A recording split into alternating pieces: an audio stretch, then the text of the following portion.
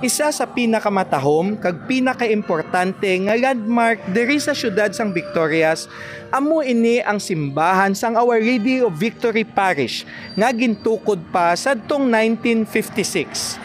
Ini nga simbahan gindisenyo ni Architect Emeritus kag tumando kag bugal sang mga Victoriahanon nga si Architect Antonio V. Ascalon upod sa kay Architect Leon H. Gasalita nga amo ang project manager.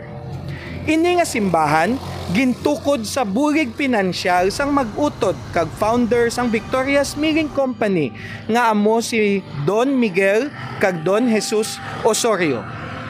Ini nga simbahan nahamtang sa duta nga gindonar ni Anay Negros Occidental Governor Manuel Lopez kag sa iya tiayon nga si Doña Paz Tonggoy Lopez nga utod ni sadto anay Presidente Municipal Eliodoro Tonggoy sang Banwa sang Victorias. Pero kabalo-bala kamo nga antes ini nga simbahan gintukod sadtong 1956 mayara na nga daan sing dumaan pero konkreto nga simbahan nga medyo magamay lamang nga gintukod sadto pang 1918 kag ginguba sang 1956 sang pagtukod sang sining dako nga simbahan. Kabalo kamo bala nga adtong gamay nga simbahan ginguba lamang sang nahumana ining dako nga simbahan nga una gin-construct antes gin-demolish ang gamay nga simbahan.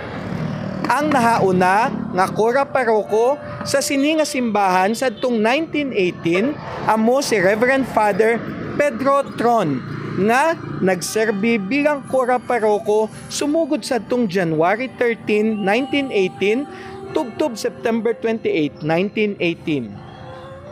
Ini nga simbahan sa tion sang iya pagtukod ginakabigid nga isa ka importante nga mga edipisyo sa syudad sang Victorias kay tungod iya ginasiling nga kung ikaw magsaka sa belfry didto sa babaw amo ini ang lugar kung sa diin imo makita kag maapresyar ang kabug-usan nga landscape sang matahom nga banwa sang Victorias. Sa este nga bahin makita nimo ang matahom nga bukid sang Gawahon.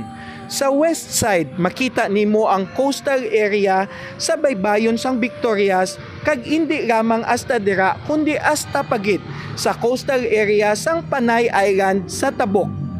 Kag of course, makita nimong kabugusan sang matahom nga landscape sang Victorias hasta pa sa Victoria's Milling Company nga area. Sa karon nagahinalapit nga kapiestahan sang imahe sang Nuestra Señora de las Victorias, ang aton simbahan ginahikotar kag ginapreparar na sang aton nga mga kaparian agud sa pagpatahom sa pag-abot sang kapiestahan ni Nuestra Señora de las Victorias nga amo ang patron sang aton nga syudad. Kamo bilang mga kabataan nga diri nagdako sa syudad sang Victorias, sigurado gid ako nga mas madamo kamo sang mga eksperyensya nga sarang ma-share tuhoy sa sining simbahan sang Our Lady of Victory Parish. Sa ihibalo sang mga Victoriahanon, ako si Konsehal Dino Acuña, ang paryente sang masa.